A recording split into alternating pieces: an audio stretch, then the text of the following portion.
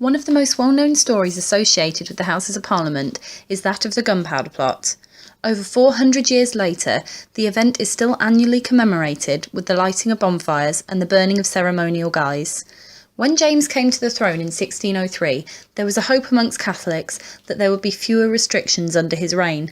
To begin with, this appeared to be the case, as the government began to take a more lenient stance towards Catholicism. However, by February of 1604, following two small plots against him, James had announced his utter detestation of the religious group, and the previously lifted restrictions were once again put in force. This angered many Catholics, including a man named Robert Catesby. Although Guy Fawkes is the most well-known of the plotters, it was in fact Catesby who first assembled the band of conspirators.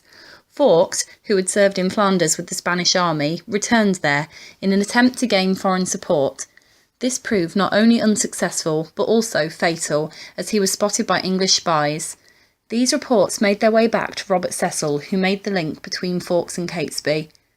The plot was eventually foiled with the delivery of an anonymous letter to Lord Monteagle, warning him not to open Parliament. The response from Salisbury was to wait until the last minute and search Westminster on the eve of the plot. Upon searching the cellars, they found not only large amounts of firewood, but also Fawkes himself.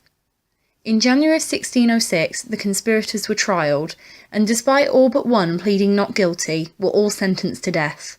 All were hung, drawn and quartered, and their various body parts strewn across Westminster and London as a warning. The Gunpowder Plot is central to the history of England and is still commemorated at the Houses of Parliament themselves, with the cellars being searched by the yeomen of the guard before every state opening.